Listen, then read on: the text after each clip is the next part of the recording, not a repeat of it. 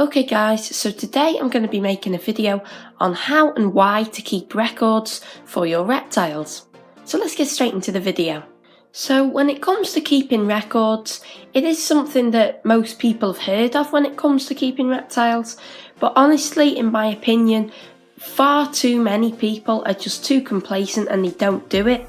But in my opinion, it is incredibly important, and it can be one of the most important things that you do when you're caring for your animals. So for example, if they get sick, then you can take them to the vet, and the vet can sort of see when they start to show symptoms if you've recorded it. And honestly, it doesn't take long. For the amount of data that you get from keeping records, like the weight of your animals and such, it's just, for the amount of time it takes, it really is worth it. So let's take a look at some examples. Now here is the first sheet of data for my crested gecko Splat. Now you might be able to tell if you've been watching my channel for a long time that this data record starts a lot of time, really a couple of months after I got him. And there is a reason for that. It was because I only started keeping data records for my reptiles after my leopard gecko passed away, because I realised that I didn't really have any data of her, and I had surprisingly few photos, and I always wanted something that I could have looked at and remembered what it was like to own her, but I didn't have the ability to do that, so I started keeping data records. But you can see here with Splat, when he was only very small, only 3 grams there, I used to do this with the handling, and you can see when I tried to hold him but then he wouldn't let me, and you can see when I did hold him successfully.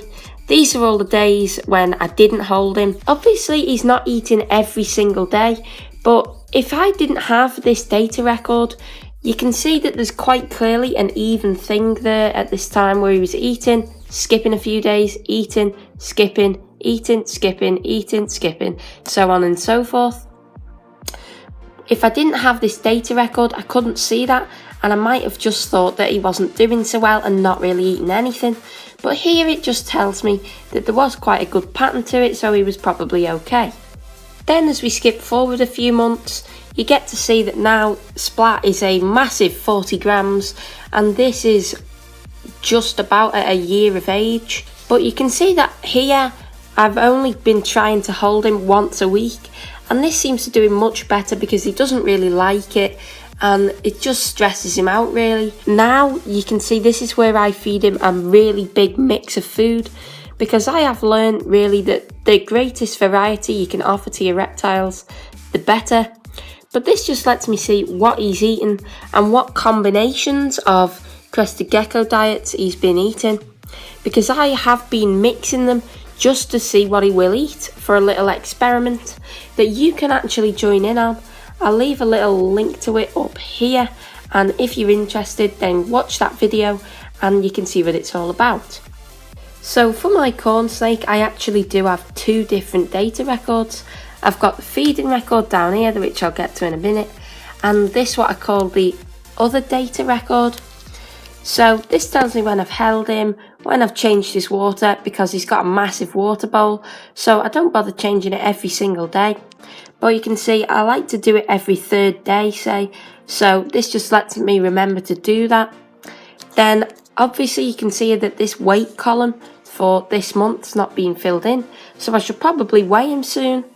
But I've also got other specify, so in here I'll write when he's shed, when he's gone into blue, when I've fed him like down here, and when he's defecated.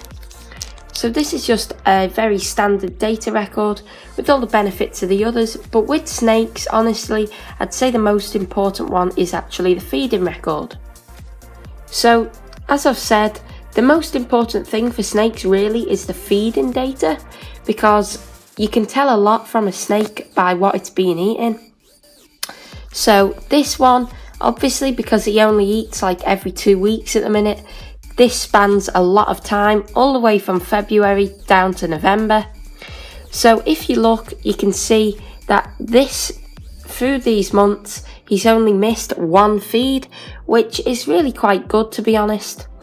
But you can see here that he wasn't really striking, and then here he was, and through the summer he stopped striking completely. It was all drop feeds, and then down here he started striking again. Now this is a year-on trend with my corn snake. He seems to lose his vigour and then even stop eating sometimes in the summer, but then through the winter he really picks up and eats a lot. So whereas in the summer I might be worried that he's going to stop eating or something, having a data record really does let you see just sort of year-on trends with your reptiles, so you're not worried about them. But there is a slightly strange bit of data if you look over here, and that is how many days there are between feeding him and when he defecated. Now you might think this is a bit of an odd thing to record, but honestly it just lets me see that he is doing okay and that his heat's high enough. So for example, you can see it's quite a wide range here: 1 day, 3 days, 4 days, an entire week. So obviously I'm starting to see that 3, 4 and 2 days is quite normal, whereas 5 and 7 might be a bit odd. So if I started to see 5 and 7 days all the time, I might consider taking in the vet, thinking that he might have an impaction that's stopping him digest properly. But anyway guys, that is about enough of me rambling on why I keep data records. I do just hope that all these examples I've just let you know why it's so important to keep these data records, because all of this stuff that I've written down, there's absolutely no way that I could remember any of it if I hadn't written it down, so it is just really important.